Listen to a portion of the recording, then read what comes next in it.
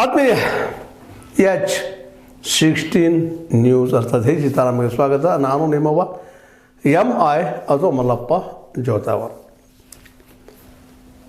MK Hubballi ಅಂದರೆ Malaprabha sugar factory ಹಿಂಗಂದ್ರೆ ಸಾಗಿ ನಮ್ಮ ಕಣ್ಣು ಬರುವಂಥ ಎರಡು ಚಿತ್ರಗಳು.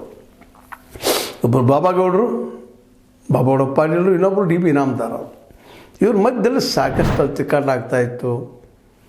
ಅವ್ರ ಮಧ್ಯದಲ್ಲೇ ಈ ಫ್ಯಾಕ್ಟ್ರಿ ಉದಯಾಗಿ ಅವರಿಬ್ಬರ ಒಂದು ರಾಜಕೀಯ ಬೆಳವಣಿಗೆಗೆ ಕಾರಣೀಭೂತ ಅಂತ ಈ ಫ್ಯಾಕ್ಟ್ರಿ ಇವತ್ತು ನಿಧಾನಕ್ಕೆ ಅವಸಾನದ ಹಂತಕ್ಕೆ ಬಂದಿರ್ತಾ ಇದೆ ಅನ್ನುವಂಥದ್ದು, ಜೊತೆಗೆ ಲಾಸ್ ಆಗಿದೆ ಅನ್ನುವಂಥದ್ದು, ಭ್ರಷ್ಟಾಚಾರ ಸಾಕಷ್ಟು ನಡೆದಿದೆ ಅನ್ನುವಂಥದ್ದು, ಅದೆಲ್ಲ ಸಾಕಷ್ಟು ಆರೋಪ ಪ್ರತ್ಯಾರೋಪಗಳನ್ನು ನಾವು ನೋಡಿದಾಗ ಈ ಶುಗರ್ ಫ್ಯಾಕ್ಟ್ರಿ ಇನ್ನೆಷ್ಟು ವರ್ಷ ಅನ್ನೋ ಸ್ಥಿತಿಯಲ್ಲೆಲ್ಲ ಈಗ ಇಲೆಕ್ಷನ್ ಬಂದದ.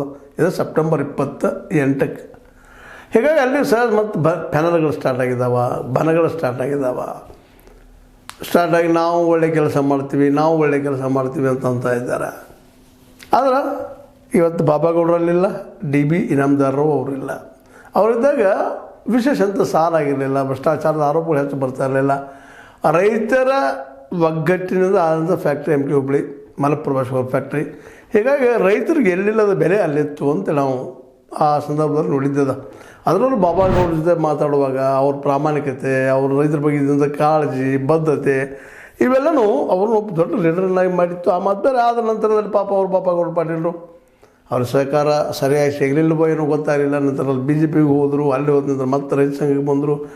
ಲೈಫ್ ತುಂಬ ಒಂದು ಸಣ್ಣ ತಪ್ಪು ಹೆಜ್ಜೆ ಏನಾಗಿಬಿಡ್ತದಪ್ಪ ಅಂತಂದ್ರೆ ಅವರನ್ನು ನಾಯಕತ್ವದಿಂದ ಕೆಳಗೆ ತೊಗೊಂಡ್ಬಂತು. ನಮ್ಮ MP ಆಗಿದ್ರು ಬೆಳಗಾವಿದು.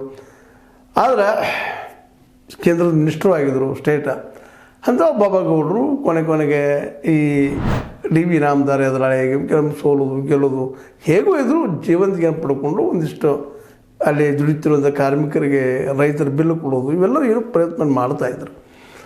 ಅಂಥ ಒಂದು ಕೆಲಸವನ್ನು ಹಿಂದೆ ಒಂದು ಸ್ವಲ್ಪ ಎಲ್ಲರೂ ಪ್ರಯತ್ನ ಮಾಡಿದ್ರು. ಅದರಲ್ಲಿ ವಿಶೇಷವಾಗಿ ಭಾಗವಾನ್ ಅಂತೇಳಿ ನಾಸಿರ್ ಭಾಗವಾನ್ ಅವರಾಗಿರ್ಬೋದು,